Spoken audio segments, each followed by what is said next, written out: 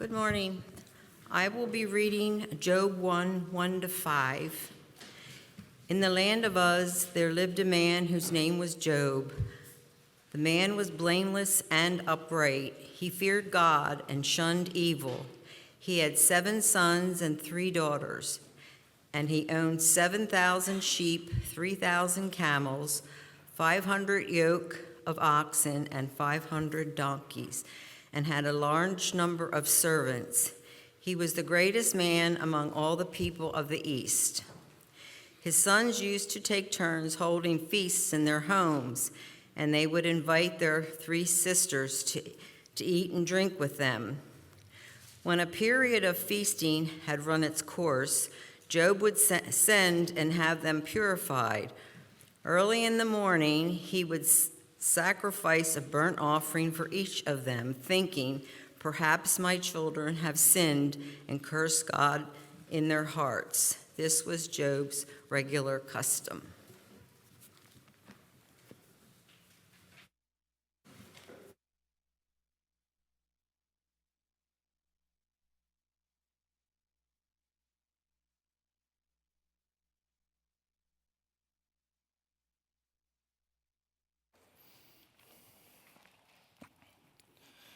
Good morning.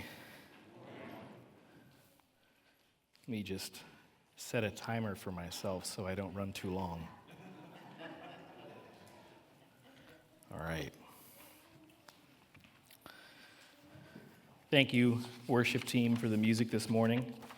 It was great. It was great to see Lauren doing Days of Elijah again.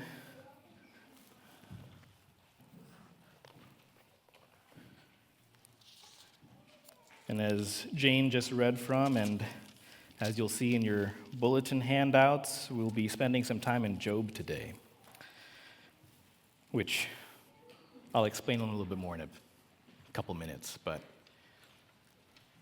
I think we all, inside of us, have this yearning to see justice take place before our eyes and in the world. And I know for myself, I was very idealistic as a child. I've shared some stories with you the last time I preached about my childhood, and I'm going to share a little bit more about my childhood again. In kindergarten, no, not kindergarten, preschool, we're going back further. In preschool, I remember it was probably one of my first or second days at preschool. I was so excited to be there, and I had this sense of simple justice in my mind. You do something wrong, then you should get a consequence for that. If you do something right, you get rewarded for that, right? Pretty simple, pretty straightforward. That's kind of how my mind operated. And I remember we weren't friends yet. I met this young lady. I don't remember her name at this point in my life. We were playing a game. Another kid showed up. She asked if he wanted to play. She said, he looked at her and he just said, "Shut up." And I was not having it. I was like, that's not okay. So I knew what I was going to do. So I went and I found our preschool teacher. And I was like, "Miss, whatever your name is," I can't remember her name at this point, "this happened. That's not okay. What are you going to do about it?" And so she walked over and she grabbed the girl, she grabbed the boy, and she looked at the boy and she's like, "Hey, we can't use words like that. That's not okay. You have to be nice. You can't tell people to shut up." And I felt good. I was like, good. He didn't get necessarily a punishment. In my eyes, at that age, getting a stern talking to from the teacher was good enough. Simple. A couple years later, I'm in 2nd grade, and if you think I'm short now, I have some weight on me now, so it doesn't look as bad, but when I was younger, I was short and I was skinny. My sisters would always call me their little piece of brother and wonder if I would grow either way at any point in my life. And there was this kid. He was held back. He was a little bit bigger than he needed to be for 2nd grade. And he was being a little bit of a bully on the playground, and little Brandon was not having it. So I walked up to him, and I don't remember what I told him. It wasn't anything mean. It was probably something like, "Hey, you're not being nice, and that's not what you're supposed to do. You should go and apologize to that person." Well, I got my butt kicked. There was no justice served in that situation. I'll tell you that. But I came home and my clothes were messed up, and my mom was like, "What happened?" And I was like, nothing, just I told this guy that he wasn't being very nice, and he kind of picked me up and threw me on my back. But no, it's fine. It's fine. That's all that happened. And she's just like, that's not okay. But okay, sure. If you're okay with it, we'll move on. So they might seem like random stories, but today we're looking at the book of Job. And the book of Job brings up many questions that are natural to us when we observe what's happening in the world and when we observe our experiences in the world. And as we read through Job, which we're not going to do all of that today, we don't have time for it, you will see these questions come up and you'll wonder what the reason for some of these things are. One of the age-old questions of why do righteous people suffer? Why do the innocent suffer, if you will? That's a question that comes up in the book of Job. And spoiler alert, it doesn't actually get answered in the book of Job. So the book of Job is actually not the place we look for that. But we will talk more about what the book of Job is and what the book of Job isn't before we start reading the text more today. So the book of Job raises that question. It also raises the question of God's justice.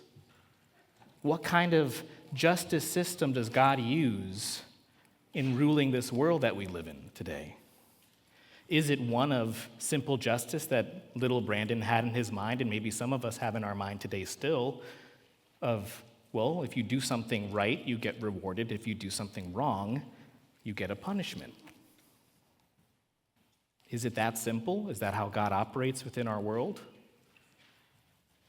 The book of Job asks these questions, and it leads us on this journey to try and help us better understand and connect with God along that journey.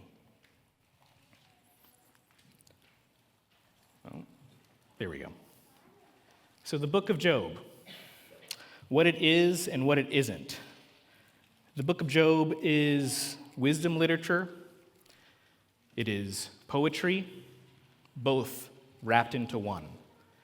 If you look at the original Hebrew, it has some of the most complex Hebrew words in there, in the entire Bible.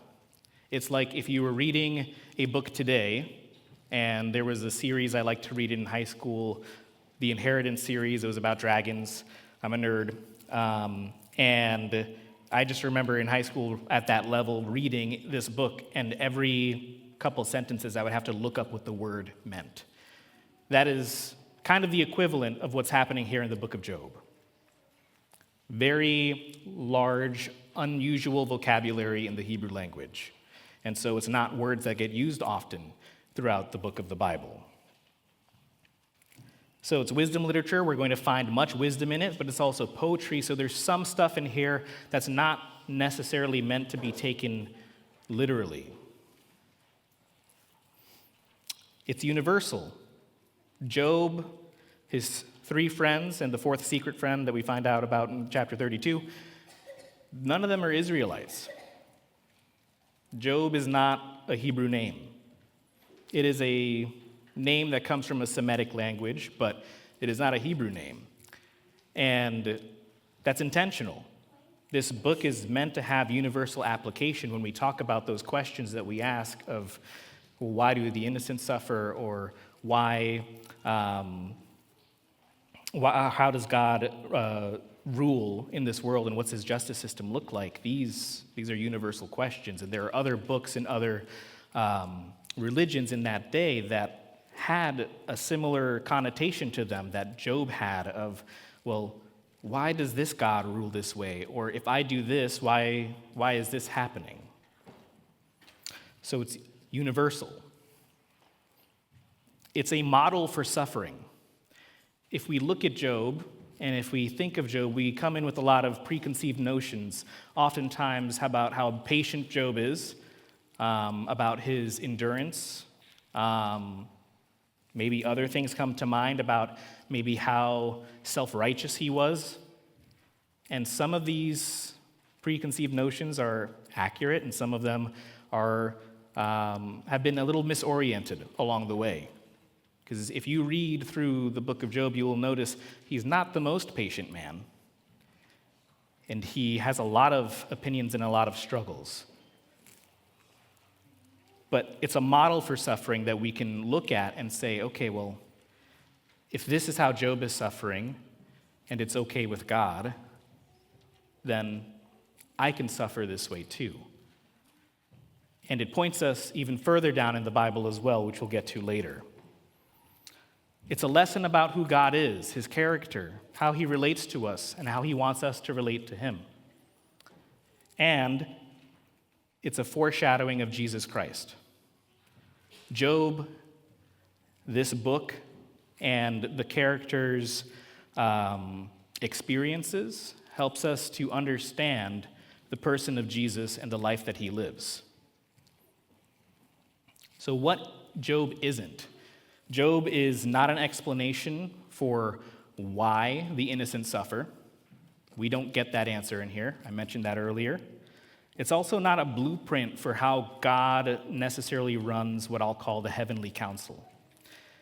We'll see there's a scene starting in chapter 1 and then going into chapter 2 where God is speaking to angels. And I don't believe that's meant to be taken literally of this is how God operates from day to day. So, let's dive into some of the text here, and we'll draw out some things and set more context about who Job is and how he points us to Jesus ultimately.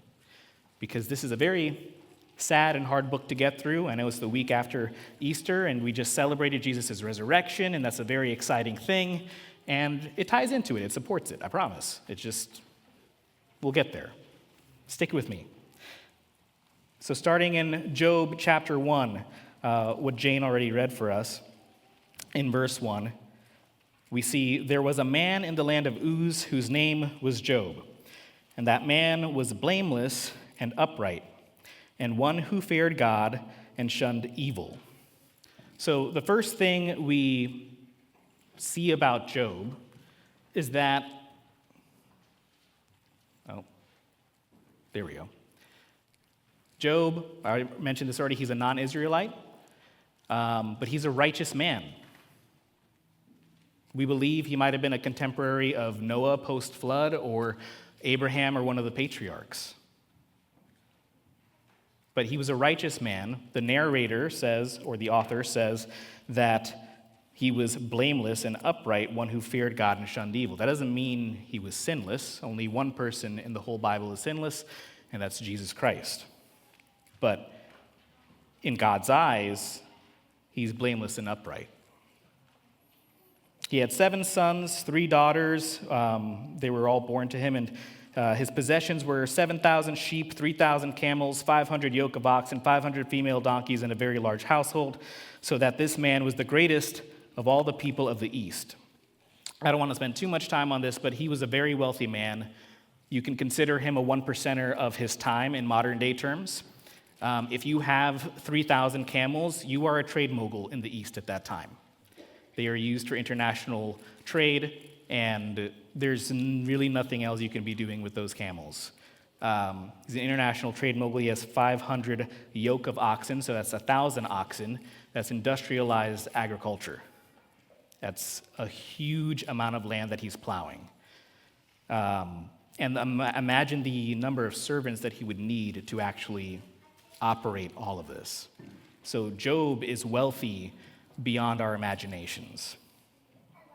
His sons would go and feast in their houses, each on his appointed day, and would send and invite their 3 sisters to eat and drink with them. So it was when the days of feasting had run their course that Job would send and sanctify them, and he would rise early in the morning and offer burnt offerings according to the number of them all. For Job said, "It may be that my sons have sinned and cursed God in their hearts." Thus Job did regularly. He was a family priest as well.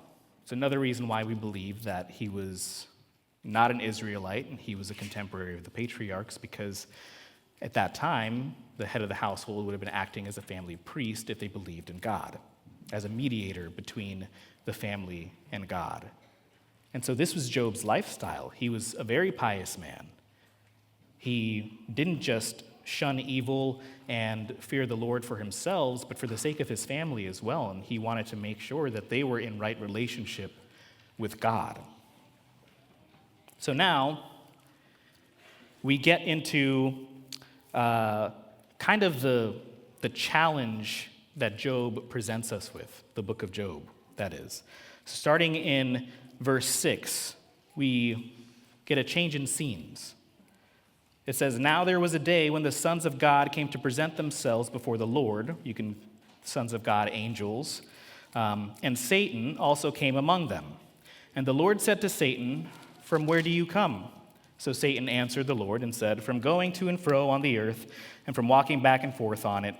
Then the Lord said to Satan, 'Have you considered my servant Job, that there is none like him on the earth, a blameless and upright man, one who fears God and shuns evil?'" So if there was any doubt at the beginning that maybe the author was just giving these words or describing Job in this way, we see that God himself uses these exact words to describe Job to the angels before him.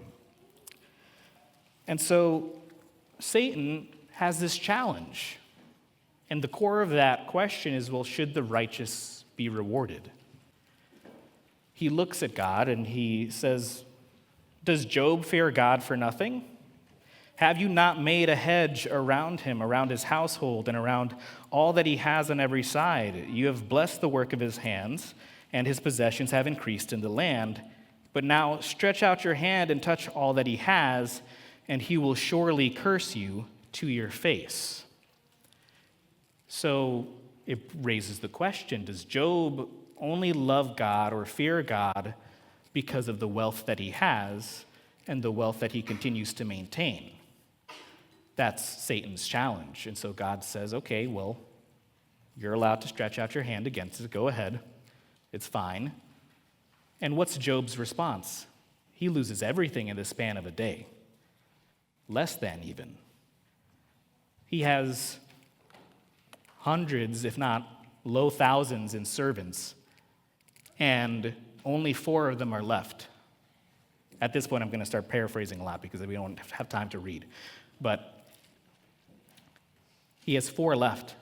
One comes to tell him that the oxen are gone and the sheep are gone. Another comes to tell him that the camels are gone. Another comes to tell him that the donkeys are gone. Another comes to tell him that his kids are gone. And they all show up while the other is still speaking. He's got 4 servants left. Out of his whole great household, this whole empire that he had. It's all gone. And Job's response, verse 20, it says, "Job arose, tore his robe, and shaved his head, and he fell to the ground and worshipped. 'Naked I came from my mother's womb, and naked shall I return there. The Lord gave, and the Lord has taken away. Blessed be the name of the Lord.' And in all this, Job did not sin nor charge God with wrong." So did Job fear God for his wealth? No. He still worshiped him.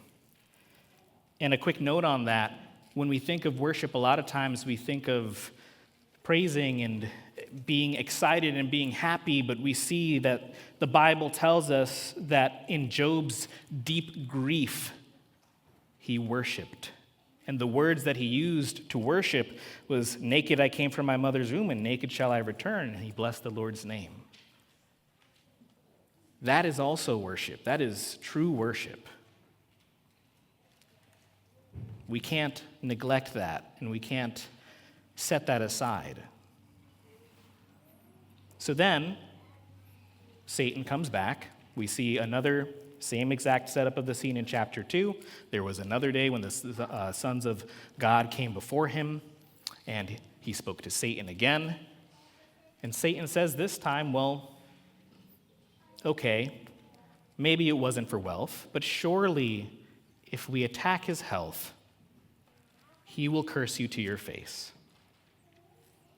And so God says, okay, you can attack his health, but don't take his life.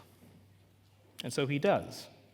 And Job gets sick, and he has these boils and rashes all over him, and he's scraping them off with a stone. And what's his response? His wife is there beside him, and she says, "Why don't you just curse God and die already?" And Job says, "You speak as one of the foolish women speaks. Shall we indeed accept good from God, and shall we not accept adversity?" And again, the author says, "In all this, Job did not sin with his lips." So we see Job continues to uphold his character, the same character that God attributes to him when he presents him to the sons before him, the angels before him.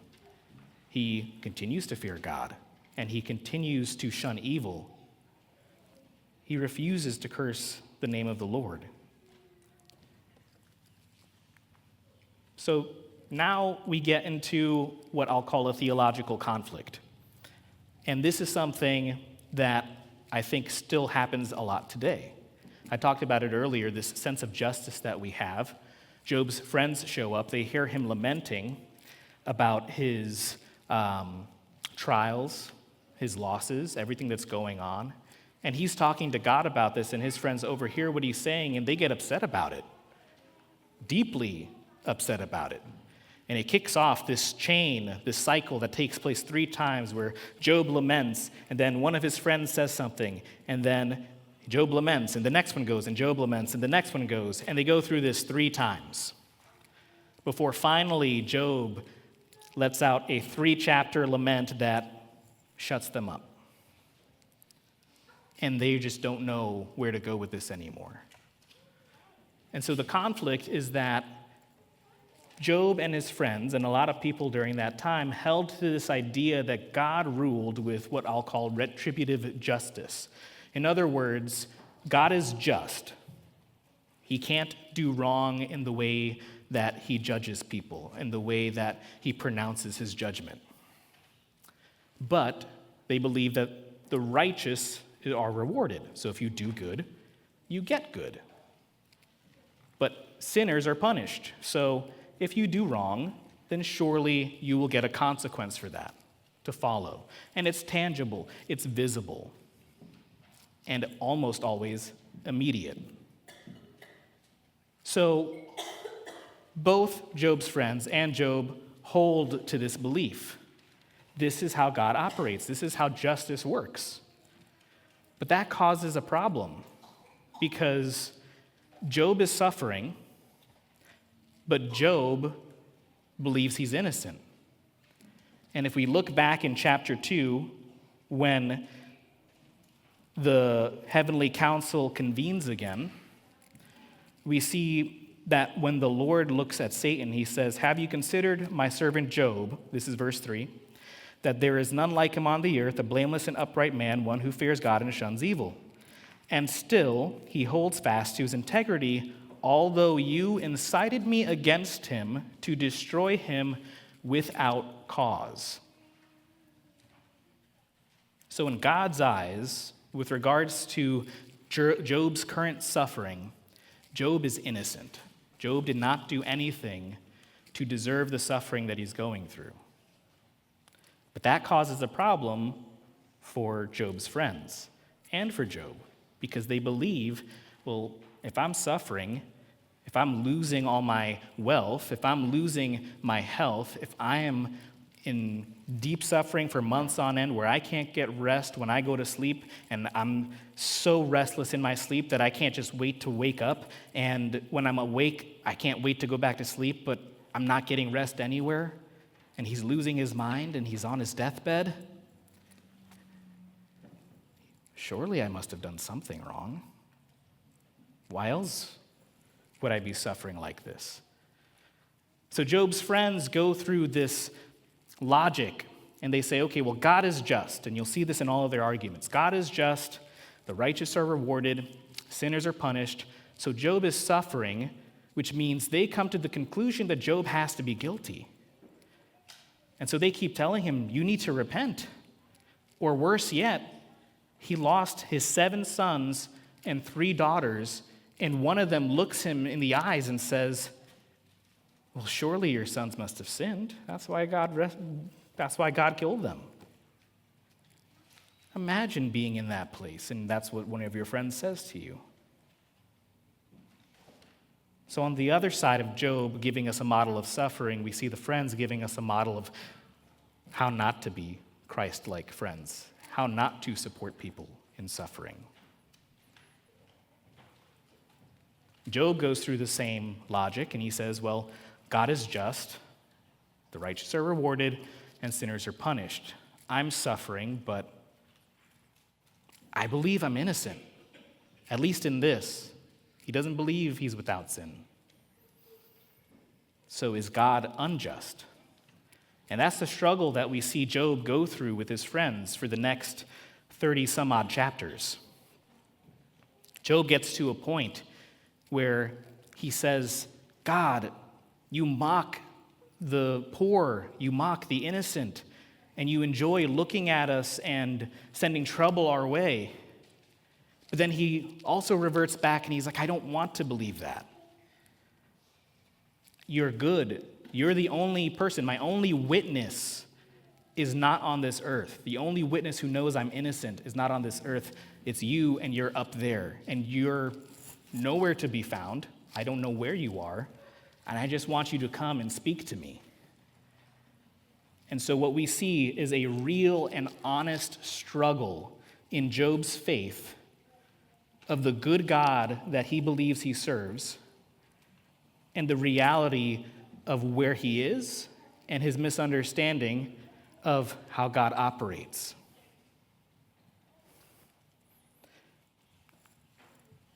We hear another voice, and I won't spend too much time on him. His name is Elihu. We actually hear nothing about him until chapter 32. Chapter 32, we just see, by the way, there was a young man there. He was listening the whole time. He's really mad at the friends now because they've stopped talking to Job about where he's wrong. And he presents himself as this young man who is perfect in all wisdom, which is a little presumptuous. But nonetheless, he decides he's going to speak up at this point. And he offers a new light on why people might suffer.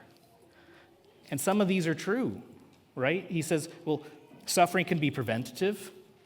Suffering could be educational. Suffering can be a refining fire to help you in your sanctification. But he still misses the mark, because at the end of all of this talk that he has with Job, he still comes back to, but in this, Job, you must have done something wrong. So you still need to repent. So the next thing we see is God's response. And that's the part we need to focus on the most. Because it's very easy as we're reading through all these chapters and, to be blunt, just kind of complex poetry and prose of Job, it's very easy to get caught up in the fact that, okay, well, the friends say some things that are theologically accurate but now misapplied. And so sometimes you're reading the book of Job and you're like, okay, yeah, I kind of agree with what Bildad is saying there. And other times you look at Bildad and you're like, that's kind of messed up. Why would you say that to your friend? But it's easy to get these things mixed up and then to look at Job and say, okay, well, you did something wrong and land in the same camp as the friends. And so we need to be careful here and really anchor to, well, what does God say about this whole thing? Because it's very confusing. There's a lot going on. So God shows up in chapter 38. But I'm going to jump around a little bit here. So I'm going to start actually in 42. So Job chapter 42 is the last chapter. God says to Job and his friends, he says that, verse 7, so it was after the Lord had spoken these words to Job that the Lord said to Eliphaz the Temanite, my wrath is aroused against you and your 2 friends, for you have not spoken of me what is right, as my servant Job has. So, in everything that Job has said, even to the point of he's so distraught, he's like, God, you mock me, you mock the poor, are you unjust? What is going on? God does not hold that against him. He doesn't even mention it. He says, Job spoke correctly about me, and you three did not. And he's not happy with them. So we'll put a pin in that, but I want that to be there as a kind of preface for what we look through here. So God shows up, and we see God is meeting Job in his suffering. He's giving Job exactly what he asked for. The whole book, Job has been saying, God, where are you? If you just show up, and if we could talk to each other like we were in the court of law, then surely I could present my case to you, you could present your case to me, and we can get to the bottom of this. We can figure out where I went wrong. And if I sinned against you, you can tell me that. But if I didn't, then we can talk about, well, why is this happening? So Job is looking for an explanation. He wants to know why. And that's what we do when we're in suffering. When it's somebody hurt you, if you lost your job, if a natural disaster hit you, we as people want to find an anchor to an explanation for why this thing happened or why what we're currently going through is happening. But the reality is, and this is what Job presents us with, we don't always get that explanation. And we need to reconcile with that. So Job meets God meets Job in his suffering. And God reveals his greatness to him by taking him on this tour of the universe.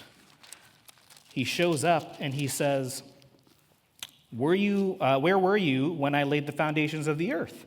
Or who shut the sea with doors when it burst forth and issued from the womb? Have you commanded the morning since your days began? Do you know the ordinances of heavens? Can you set their dominion over the earth? Can you send out lightnings that may go and say to you, here we are?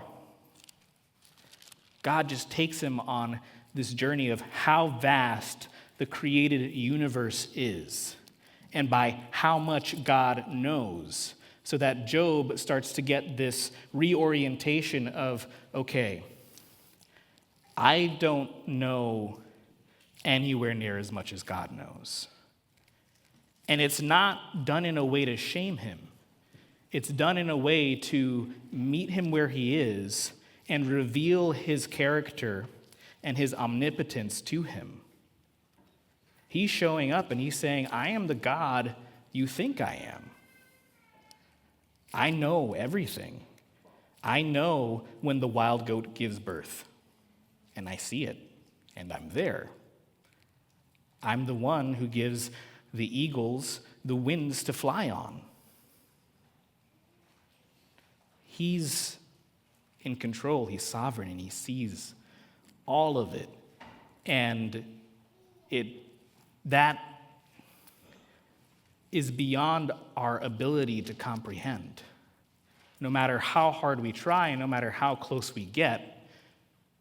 And this is why Elihu is kind of inserted there right before God shows up, because Elihu, as arrogant as he is, claiming to be perfect in all wisdom and knowledge, he shows up and he starts to bridge the gap of, okay, well, suffering isn't that simple, guys.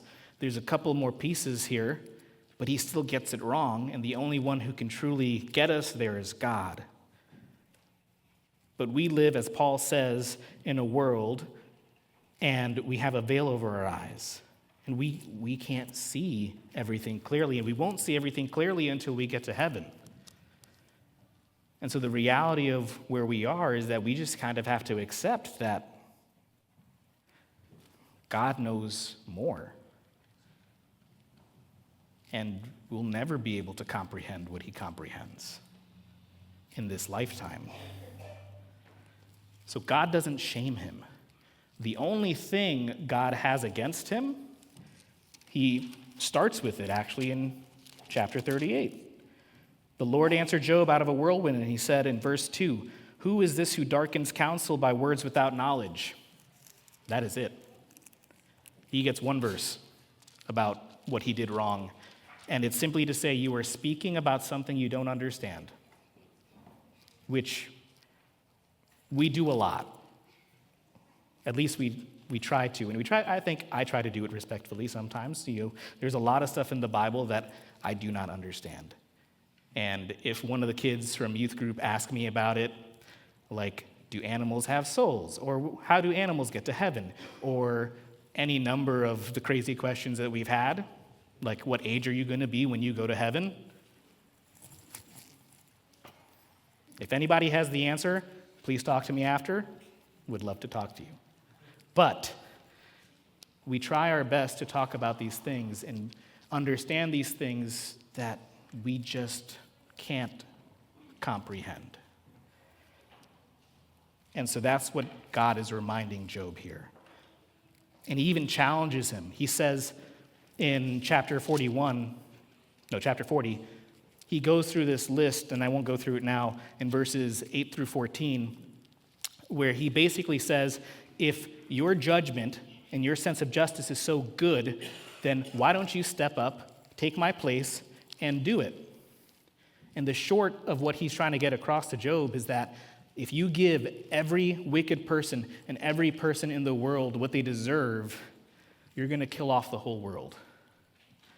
And God knows that. And that's what he's trying to get Job to understand. It's not that simple. Just because you do wrong doesn't mean you're going to get a punishment. At least not immediately. God has the ultimate judgment.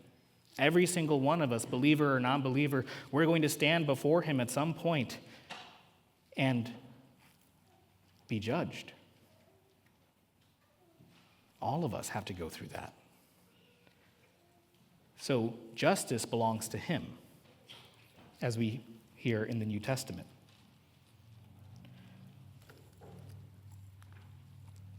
So God's judgment, which we started talking about already, is that Job spoke correctly about who God is and his character, and that Job's friends spoke incorrectly, to the point back in chapter 42 where God is angry with them. He doesn't even want to deal with them.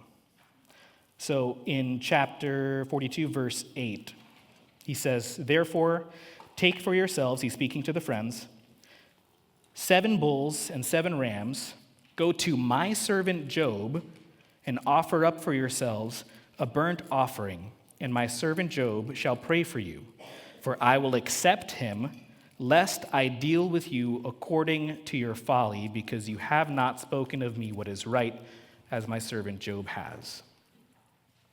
So Job is now acting as a mediator, not just for his family like he was before, but for his friends who have sinned against God. And it's while he's praying for his friends that God decides to restore him. There's a whole rabbit hole we can go down on that. We're not going to. We're going to avoid that. The point is, God used Job as a mediator. And so when we look at that, we can point forward to Jesus. We'll see that Job points us to Jesus in multiple ways. See, Job is the first instance in the Bible that we really get of this person who is upright and blameless in God's eyes, who goes through tremendous suffering that he doesn't deserve, and God clearly states it in his own words that he didn't deserve it. And that sets us up to understand Jesus as someone who can suffer without having sin in his life at all. Because remember, in Jesus' time as well, he had to correct the disciples. When he walked into a town and he saw a blind man, one of the first things that the disciples said to him was, Well, teacher, was it his sin or was it his parents' sin that caused him to be this way?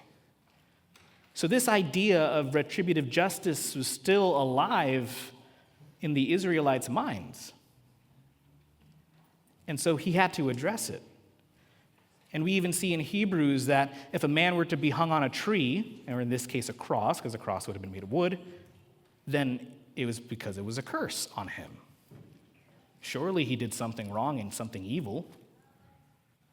So this idea, this wrong idea of justice was still alive during that day, and Jesus was also addressing it. So Job sets us up to understand you can be innocent and suffer, so that when we look at Jesus, we can understand, yes, he didn't do anything wrong. The need for a mediator. I won't go back and find the verse, but Job, in his lament to God, says, there's no mediator between you and I. I'm a man. I need someone. He's yearning for a mediator. And we see Job acts as a mediator for his family, and we see God use him as a mediator for his friends when they sin against him in their words. And so Jesus becomes our mediator between God and us. And Job longed for hope beyond death.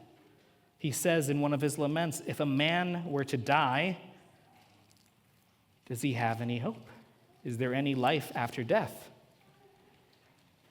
He had this longing.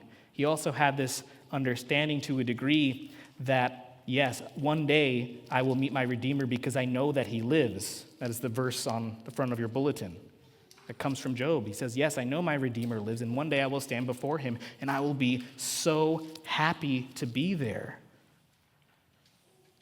But see, he didn't have Jesus like we do. He didn't have the whole Bible before him to give him hope, to say, yes, Jesus Christ is that hope. Jesus Christ is that mediator. He's the perfect, innocent sufferer who died for our sins to be the spotless lamb and then promise us resurrection. So Job longed for hope beyond death. Jesus gives us that. He promises resurrection for us. So in light of Easter, as we look to the book of Job, and as we think about what all of this means for us, is one, we don't get the explanation as to why the innocent suffer, at least not in the book of Job. We get some glimpses of that in the New Testament when Jesus tells his disciples that surely if they persecuted me, they will persecute you for following me. We live in an evil world. And we're not always going to get the anchor or explanation that we're looking for that's going to satisfy that gap or that hurt that we're feeling. So we need to meet God. We need to lament with him. In light of Easter, we see that the tomb is empty. We see that suffering still exists. It's not gone. We can celebrate Jesus' resurrection, and that is wonderful news for every one of us, believer and non-believer alike. But we still suffer, and we will continue to suffer until we're with him again. God is still just. Hope is still real. And that is thanks to Jesus Christ. Will you pray with me?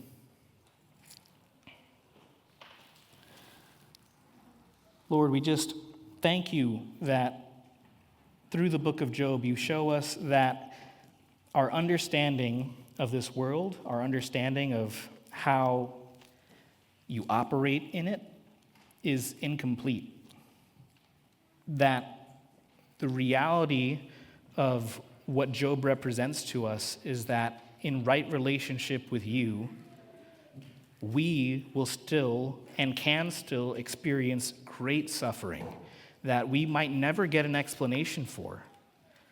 But in the midst of that, you will meet us and you will show us and be true to us that you are who you say you are. And you'll remind us that you are who you say you are, that you are the great comforter, that you are all-knowing, that you are powerful, that you love us, and that you care for us deeply, and that your ways are far beyond our ways, and that your wisdom is far beyond our own wisdom. And we see that all of the things that Job hoped for in his own life, to have a mediator, to have somebody who can give him hope for life after death, is all answered through Jesus Christ. And that we today, because we have that knowledge and because we know that Jesus has already died for us on the cross, we have hope in the midst of great suffering. And we don't have to worry about, well, did I do something wrong? And we see that it's your invitation and it is your heart for us to be raw and honest with you in our conversation and in our prayer with you, the way Job was. You did not condemn or shame him for his honesty. You invited it. You didn't address it in any shape or form. So help us, Lord, in those times to understand that just because we have faith, it doesn't mean we don't have doubts. Just because we have faith, it doesn't mean that we won't struggle and that we won't have questions and that we won't feel frustrated about the situation that we're in.